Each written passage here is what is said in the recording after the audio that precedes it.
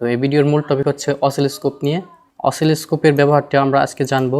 তো এখানে আমরা একটা 3D অসিলোস্কোপ নিয়েছি সফটওয়্যারের মাধ্যমে। তো এই অসিলোস্কোপের ব্যবহার আমরা জানবো। সর্বপ্রথমে আমরা অসিলোস্কোপের যে ডিসপ্লেটা আছে সেই ডিসপ্লে সম্বন্ধে জানবো। যেমন এখানে একটা ডিসপ্লে আমরা দেখতে পাচ্ছি একটা গ্রাফের মতো। আমরা যখন ম্যাথ করতাম তখন গ্রাফ ইউজ করতাম, ঠিক ওই গ্রাফের মতোই।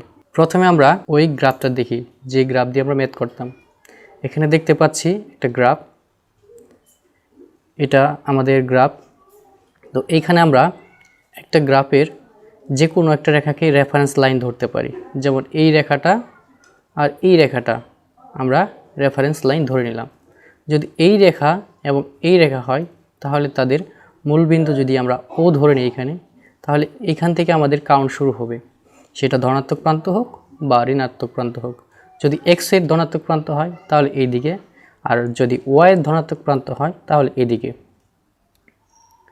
এখন যদি এক্স এর নেগেটিভ প্রান্ত হয় তাহলে আমরা উপরের দিকে যাব, আর যদি ওয়াই এর নেগেটিভ প্রান্ত হয় তাহলে আমরা নিচের দিকে আসব। বেসিক্যালি গ্রাফ এইভাবেই আমরা ব্যবহার করতাম। তো এবার আসা যাক গ্রাফে আমাদের কিভাবে নাম্বার কাউন্ট করতাম। এইটা যদি আমাদের মূল বিন্দু হতো, তারপরে বসাতাম 1, তারপরে 2, তারপর 3, তারপর 4, এইভাবে ক্রমান্বয়ে বসাইতাম। তো আমরা এই যে এইখান থেকে এখান পর্যন্ত বড় দাগ পর্যন্ত আমরা 5 ধরে নিতাম ম্যাথ করার সময়, আর ছোট দাগকে ধরতাম 1 ঘর, মানে 1 ধরে নিতাম। অসিলোস্কোপে এরকমভাবে ধরার সুযোগ নাই, কিন্তু একটা নির্দিষ্ট ওয়ে আছে, সর্বনিম্ন মান আছে। সেটা কেমন? তো সেটা কিভাবে, এবার আমরা ওইটা নিয়ে আলোচনা করি।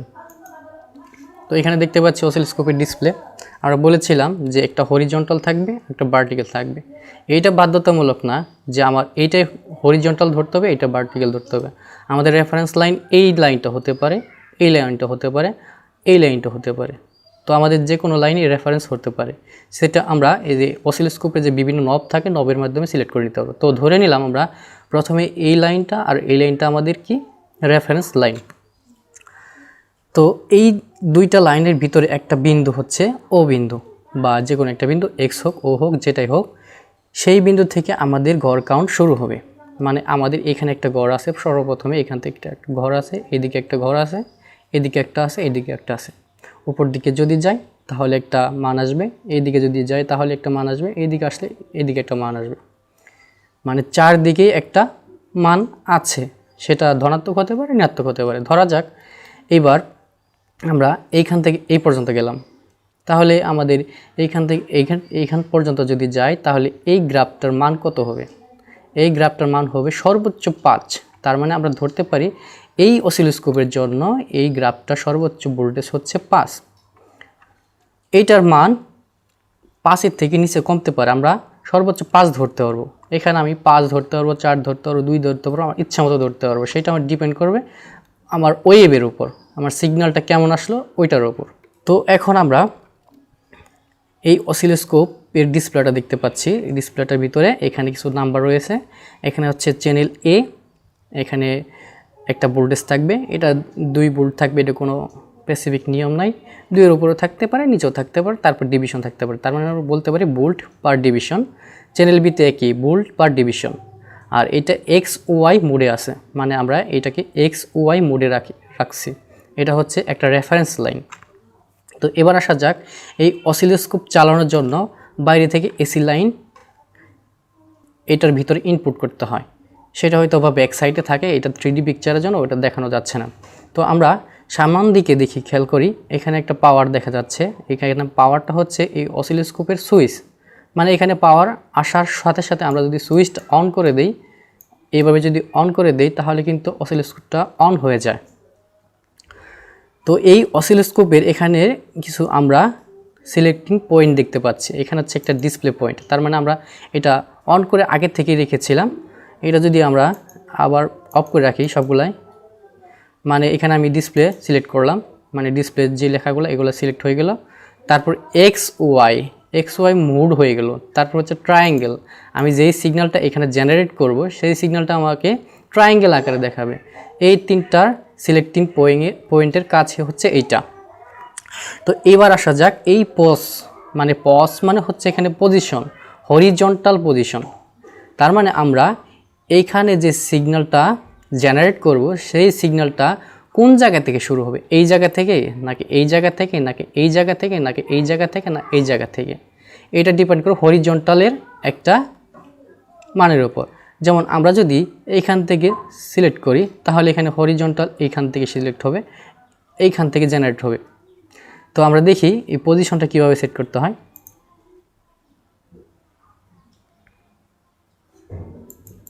এই যে আমার পজিশনটা সরে যাচ্ছে, আমি যদি একদম শুরুতে রাখি, এই যে আমার শুরুতে চলে গেছে, এখানে 0 0 হরিজন্টাল পজিশন 0 0, এইভাবে পজিশন এইটা সেট করতে হয়। এছাড়া পজিশনে আরও নব রয়েছে, সেটা সম্বন্ধে পরে আলোচনা করব। এবার আসা যাক আমাদের চ্যানেল সিলেক্টিং। এখানে হচ্ছে একটা চ্যানেল এ আর একটা হচ্ছে বি, এই পাশে হচ্ছে এক্সিস্ট, মানে আমি যদি চ্যানেল এইখানে এ এবং বি কোনোটাই কাজ না করি তাহলে এক্সিস্টে থাকবে। তারপরে আসি এই পাশে, আমি যদি দুইটা চ্যানেল একসাথে কাজ করি তাহলে হবে ডুয়েল। তারপর যদি একটা একটা করে কাজ করি তাহলে হবে, এখানে যদি বি কাজ করি তাহলে বি হবে, আর যদি এ কাজ করি তাহলে এ হবে। এটা হচ্ছে আমাদের সিলেক্টিং চ্যানেলের একটা নব। তো এবার আসি চ্যানেল এর ব্যাপারে। এই পাশে আমি একটা জিনিস স্কিপ করেছি, সেটা হচ্ছে লেভেল। এটা হচ্ছে লেভেল, বিভিন্ন লেভেল দেখার জন্য, ট্রিগার লেভেল দেখার জন্য। এটা আমার এখন দরকার পড়বে না, যখন দরকার পড়বে তখনই এইটার সাথে ওটা কম্পেয়ার করে আমরা বুঝে নেব। ঠিক আছে, তো এবার আসা যাক চ্যানেল নিয়ে। চ্যানেল হচ্ছে দুইটা, আমরা আগে থেকে বলছি যে এখানে হচ্ছে চ্যানেল এ এক্স, আর একটা হচ্ছে চ্যানেল বি ওয়াই। তো আমরা কাজ করব চ্যানেল এ নিয়ে। এখানে দুইটা চ্যানেল একসাথে যদি কাজ করতে যাই, অসিলোস্কোপের অনেক বিষয়, খুঁটিনাটি বিষয়গুলো আমরা বুঝতে পারবো না। সো তাই আমরা একটা চ্যানেল নিয়ে কাজ করব, চ্যানেল এক্স বা চ্যানেল এ। তো এখানে আমরা এই চ্যানেল এ এর জন্য একটা পাওয়ার জেনারেটরের সাহায্যে, মানে ফাংশন জেনারেটরের সাহায্যে আমরা একটা ভোল্টেজ নিয়েছি, সেটা হচ্ছে এসি সিগন্যালে। তো এখানে একটা আছে গ্রাউন্ড পয়েন্ট, একটা আছে পজিটিভ টার্মিনাল, এখানে একটা পজিটিভ টার্মিনাল, এটা কমন। আমি যদি এই চ্যানেল নিয়ে কাজ করি, বি চ্যানেল নিয়ে কাজ করি, এখানে আসবে একটা পজিটিভ, বি চ্যানেলের জন্য গ্রাউন্ড কমন। আমি যদি এ চ্যানেল নিয়ে কাজ করি, এটা হচ্ছে পজিটিভ, এ চ্যানেলের জন্য এই গ্রাউন্ডটা কি কমন। এখন আমাদের এই এ চ্যানেলে কাজ করব, সেটা কিভাবে করা যায়। আমরা প্রথমে এখানে গ্রাউন্ডে রাখবো, আমাদের পয়েন্টটা গ্রাউন্ডে রাখবো। গ্রাউন্ডে রাখার পর আমরা পজিশন সেট করে নেব, মানে আমরা কোন রেখার বরাবর কাজটা করতে চাচ্ছি। এটা হচ্ছে আমাদের পজিশন, আর এইটা হচ্ছে আমাদের আগের স্টার্টিং পজিশন, ওইটা হরিজন্টাল পজিশন, এটার আগের থেকে বলা হয়েছে। তো এই পাশে আসি, এটা হচ্ছে পজিশন। পজিশন মানে ভার্টিক্যাল পজিশন, আমরা উপর দিকে নিব, এটা হচ্ছে আমাদের ভার্টিক্যাল পজিশন। এখানে যতগুলো রেখা আছে সবগুলো ভার্টিক্যাল, এটা আমাদের ভার্টিক্যাল। তো ভার্টিক্যাল পজিশনটা আমরা যদি চেঞ্জ করতে চাই তাহলে আমরা এখানে দেখি কিভাবে চেঞ্জ হয়। যেহেতু এ চ্যানেলটা নিয়ে কাজ করব, সুতরাং আমরা এ চ্যানেলে সিগন্যাল জেনারেট করব। আমরা এখানে চ্যানেল সিলেক্টিংটা করে নিই। তো এবার হয়ে গেছে, আমরা এখন দেখি পজিশন আমাদের চেঞ্জ হয় কি না। এই যে পজিশন চেঞ্জ হচ্ছে। আমাদের প্রথমে এই সিলেক্টিংটি করা হয় নাই, বিতে ছিল, তার জন্য এখানে পজিশনটা ঠিক হয় নাই। এবার আমাদের চ্যানেল এ সিলেক্ট হয়ে গেছে, তার মানে চ্যানেল এ নিয়ে কাজ করছি। এখন আমাদের কিন্তু কাজটা হচ্ছে, যেমন এখানে পজিশন চেঞ্জ করি, এই যে চেঞ্জ হচ্ছে। আমরা যদি এই মাঝখানে বরাবর রেফারেন্সটা ধরে নিই, এই যে মাঝখানে বরাবর হয়ে গেছে আমাদের সিলেক্টিং, বাস। এটা হচ্ছে আমাদের রেফারেন্স লাইন। এখানে এখন আমরা গ্রাউন্ডে রেখে এই আমার রেফারেন্সগুলো ঠিক করে নিলাম। আমি এখন কোন সিগন্যালটা এখানে জেনারেট করব সেটা আমার সিলেক্ট করে নিতে হবে। এখানে আছে এসি সিগন্যাল জেনারেট করব নাকি আমি ডিসি করব। আর যদি কোনোটাই না করি তাহলে গ্রাউন্ডে রাখতে হবে। গ্রাউন্ডে রেখে আমাদের অসিলোস্কোপের যে ভ্যালুগুলো এগুলো ঠিক করে নিতে হবে। তো আমরা প্রথমে এসি সিগন্যালটা জেনারেট করব। এসি সিগন্যালটা জেনারেট করার জন্য আমরা এখানে নবগুলো ঠিক করে নেব। এখানে আছে একটা নব, এটা হচ্ছে আমি বলেছিলাম যে অসিলোস্কোপের এই এক ঘর সমান হচ্ছে 5, এক ঘর সমান 5, সর্বোচ্চ 5 ধরতে পারে। এটি আমরা ঠিক করে নেব।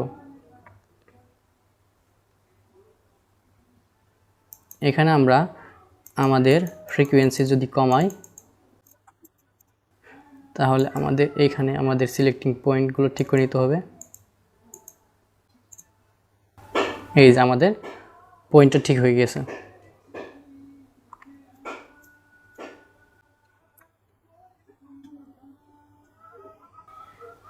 এই সিগন্যালটাকে আমরা আবার গ্রাউন্ড করব। এখানে গ্রাউন্ড করার পর আমাদের পজিশনটা ও থেকে শুরু করব।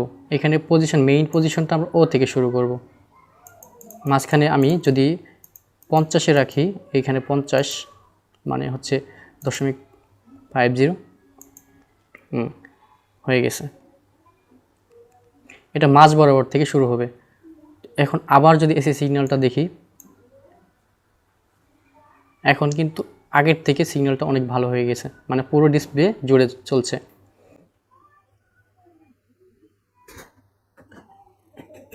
এখন আমি যদি ডিসপ্লে দেখতে চাই, এখন ডিসপ্লে আমার যেহেতু এ চলছে, তার মানে এ হচ্ছে 5 ভোল্টে চলছে। এখন আসি এই সিলেক্টিং পয়েন্ট নিয়ে। এটা হচ্ছে আমাদের একটা নব। এইখানে যদি আমরা রাখি তাহলে এর মান হচ্ছে 5, আর এখানে যদি রাখি তাহলে হচ্ছে 2, আর এইখানে যদি রাখি তাহলে হচ্ছে তার 1 ভোল্ট, আর এইখানে যদি রাখি তাহলে 500 মিলি ভোল্ট, এইভাবে থাকবে।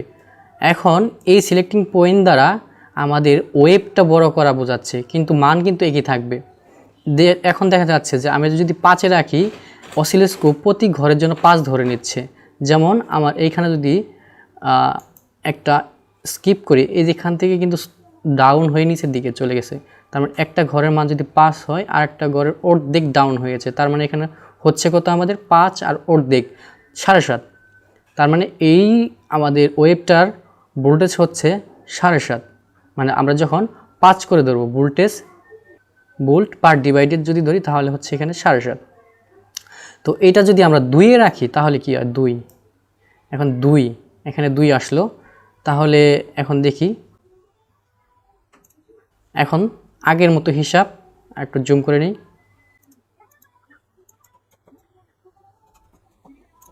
এই যে এখন হচ্ছে প্রতি ঘরের মান 2 হয়ে গেছে। প্রতি ঘরের মান 2, আগে ছিল 7.5, এখন ওই 7.5-ই দেখাবে। আর একটু দেখা যাক। এই যে আমি দেখাই, এইখান থেকে শুরু করে এই পর্যন্ত ডাউন। তার মানে আমাদের এইখান থেকে যদি আমরা গণনা করি, 2 আর 2 4 আর 2 হচ্ছে 6, আর হচ্ছে 2-এর একটু কম, এই হচ্ছে আমাদের 7.5-এর মতো হয়ে গেছে। তার মানে আমাদের বোঝা যাচ্ছে যে আমাদের ওয়েভ বাড়ুক কিন্তু আমাদের ভোল্টেজ কিন্তু আগেরটাই থাকে, শুধু ওয়েভ বাড়ার সাথে সাথে আমাদের এই ঘরের মানটা কমে যায়। কীভাবে কমানো হয়, এইখানে সিলেক্টিং নবের সাহায্যে আমি 5 ভোল্টে যদি রাখি তাহলে প্রতি ঘরকে 5 ধরে নেবেও। যদি এইটা প্লে করে দেখি, ওই যে আগের অবস্থা হয়ে গেছে, প্রতি ঘরে 5 ধরে নিয়েছে।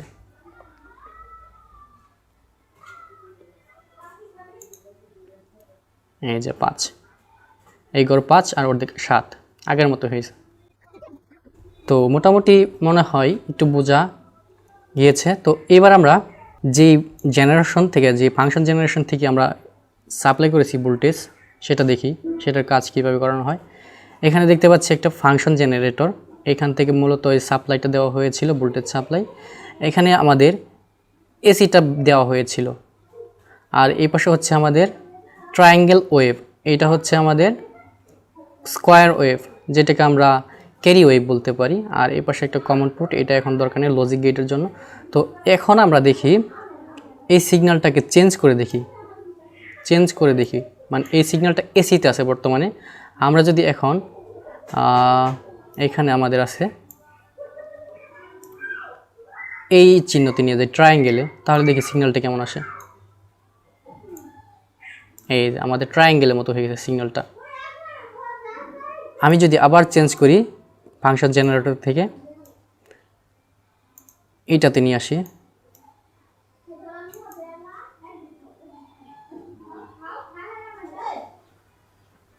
এইবার সিগন্যালটা এরকম হয়ে যাবে। এই যে তো আমি এই সিগন্যালগুলো এক্সপ্লেইন দিব। আরেকটা সিগন্যাল বাজছিল দেখিয়ে নিই। আরেকটা সিগন্যাল, এই তিনটা মূলত এখানে রয়েছে। তো আমি সিগন্যালগুলো এক্সপ্লেইন দিয়ে দিই। এইখানে হচ্ছে সিগন্যাল, একটা সিগন্যালের পিকচার। তো প্রথম যে সিগন্যালটা, এটা আমরা প্রথমেই দেখালাম, এটা হচ্ছে সাইন ওয়েভ। তার মানে এখান থেকে শুরু হয়, এখানে হচ্ছে আমাদের রেডিক্স পয়েন্ট, মানে 0 পয়েন্ট। 0 পয়েন্ট থেকে যদি শুরু হয় একটা ওয়েভ, এইখান থেকে ওয়েভটা আস্তে আস্তে বাড়তে থাকবে যতক্ষণ পর্যন্ত না ও সিগন্যাল ড্রপ হয়, মানে একটা ডাইরেক্ট হয়। ডাইরেক্টে যখন চলে যাবে তখন আবার সিগন্যালটা নিচের দিকে চলে আসবে। এভাবে আবার একটা রেফারেন্স পয়েন্ট, যেটা কিনা স্টার্ট পয়েন্ট ছিল, মূল বিন্দু, ওইখান থেকে আবার নিচের দিকে, এইখান থেকে একটা সার্কেল পূর্ণ করবে। মানে এইখান থেকে একটা ওয়েভ, এইখান থেকে একটা ওয়েভ, এইখান থেকে পর্যন্ত একটা হাফ ওয়েভ, আবার এইখান থেকে একটা পর্যন্ত হাফ ওয়েভ। এই হাফ ওয়েভ এবং হাফ ওয়েভ, দুইটা ওয়েভ যোগ হয়ে একটা সার্কেল তৈরি করে। এটা হচ্ছে একটা এসি সার্কেল। মানে এই সার্কেলটা যদি কোনো তারের সাথে, তারের ভিতর দিয়ে ফ্লো হয়, এই সিগন্যালটা, এরকম সিগন্যালটা যদি ফ্লো হয়, ওই সিগন্যাল থেকে মানুষ কিংবা অন্যান্য প্রাণীর শক খাওয়ার চান্স আছে। তো এবার আসি, এখানে তিনটা লাইন আছে, একটা লাইন, এপাশে একটা লাইন, এপাশে একটা লাইন। এই লাইনগুলো দিয়ে কী বোঝায়? তার মানে আমাদের এই লাইনটা হচ্ছে একটা ডিসি লাইন, ডাইরেক্ট লাইন। মানে এইখানে যখন আমার সিগন্যাল এসে যায় তখন ভাইব্রেশনটা কমে যায়, সর্বোচ্চ থেকে আবার কমে নিচের দিকে আসে। এটা ডিসি লাইন, এটা পজিটিভ ডিসি লাইন। আবার নিচের দিকে যদি আসি তাহলে এই যে এটা একটা পজিটিভ নেগেটিভ ডিসি লাইন। এইটা থেকে ভোল্টেজ নিচের দিকে আস্তে আস্তে আস্তে আস্তে আসতে আবার উপর দিক চলে যায়। এখানে হচ্ছে ডিসি লাইন। যতক্ষণ পর্যন্ত না আমার ভোল্টেজ এই লাইন আসে ততক্ষণ পর্যন্ত আমাদের ওয়েভ চলতে থাকে। মানে হচ্ছে এখানে একটা ওয়েভ চলবেই। এটা সিগন্যাল, এসি সিগন্যাল, এটা এসি একটা সিগন্যাল, এটা সাইনো ডাল সিগন্যাল। এটার সাথে আমাদের ওমেগা একটা সূত্র আছে, সাইনো ওমেগা টি, ওইটার সাথে এটার কম্পেয়ার করা যায়। তো আমরা বুঝতে পারলাম যে ডিসি সিগন্যাল সাধারণত একদম স্ট্রেট থাকে, আর এসি সিগন্যাল সাধারণত ওয়েভের আকারে থাকে। তো এবার আসি ক্যারি সিগন্যাল। ক্যারি হচ্ছে একটা, ক্যারি বলতে একটা বহন করা। এখন দেখি, আমরা জানি এখান থেকে একটা ডিসি লাইন, মানে ডাইরেক্ট লাইন, এখান থেকে যদি একটা লাইন চলতে থাকে, হঠাৎ করে নিচের দিকে যদি আসতে থাকে তাহলে কিন্তু তার ভোল্টেজ কমতে থাকে। তাহলে আমরা একটা লজিকের তথ্য অনুসারে বলতে পারি যে এইখান থেকে পর্যন্ত যতক্ষণ ভোল্টেজটা চলতে থাকবে ততক্ষণ তো তার ভোল্টেজ 1-এ থাকবে। আবার কিছুক্ষণ পরে যদি এখান থেকে ভোল্টেজ কমতে থাকে তখন 0-তে চলে আসবে। এই সিগন্যালটা চলতে থাকবে। এটা সাধারণত ডিজিটাল একটা সিগন্যাল, এটাকে ডিজিটাল সিগন্যাল বলা হয়, ক্যারি সিগন্যাল। এখান থেকে বাইনারি কাউন্ট করা যায়। যেমন এই পর্যন্ত কোনো আমার মান নেই, আবার এই পর্যন্ত কিন্তু আমার মান রয়েছে 1, এখানে কোনো মান নেই, এটা হচ্ছে 0। এখানে কোনো মান নেই উপর দিকে, তাহলে এটা 0 হয়ে যাবে। আবার এখানে মান রয়েছে উপর দিকে যদি ধরি তাহলে 1। এটা হচ্ছে ট্রায়াঙ্গেলের। কিছুক্ষণ আগে আমরা এই সিগন্যালটা দেখছি। তারপর হচ্ছে ড্যান্স ডি সাইজ, এটাও একটা সিগন্যাল এক ধরনের। এটা বিভিন্ন কম্পোনেন্টের ভিতরে সিগন্যালটা জেনারেট করতে হয়। তো এই ছিল সিগন্যালের বিবরণ। অসিলোস্কোপ মোটামুটি হলেও আমরা কিছু আয়ত্ত করতে পারছি এই ভিডিও থেকে। আমি চেষ্টা করলাম আমি যতটুকু পারি বোঝানোর। তো অসিলোস্কোপের বিভিন্ন ধরন রয়েছে। অসিলোস্কোপের 5 থেকে 6টা চ্যানেলও থাকতে পারে একসাথে। তো এটা হচ্ছে একটা সিম্পল অসিলোস্কোপের ডায়াগ্রাম, 3D ডায়াগ্রাম সফটওয়্যারের মাধ্যমে প্লে করানো হয়েছে। তো আমরা যদি পরবর্তীতে অসিলোস্কোপ নিয়ে ভিডিও করি তাহলে অসিলোস্কোপের ডাইরেক্ট যে প্র্যাকটিক্যাল একটা ল্যাবের কাজ সেটা নিয়ে করব, সেটাতে বিস্তারিত আলোচনা করব। এই ছিল আজকের আলোচনা। ততক্ষণ পর্যন্ত সবাই ভালো থাকবেন। এর মাঝখানেও আমরা অনেক ভিডিও করে যাব। আর যদি ভিডিওটি ভালো লাগে অবশ্যই লাইক আর কমেন্ট করিয়ে জানিয়ে দিবেন। ধন্যবাদ সবাইকে।